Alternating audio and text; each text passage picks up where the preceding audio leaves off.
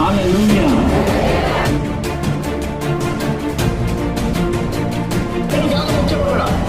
నా శరీరం కాదు, నా నోట పెట్టిన దేవుడు వాక్యమే ముఖ్యం నీకు.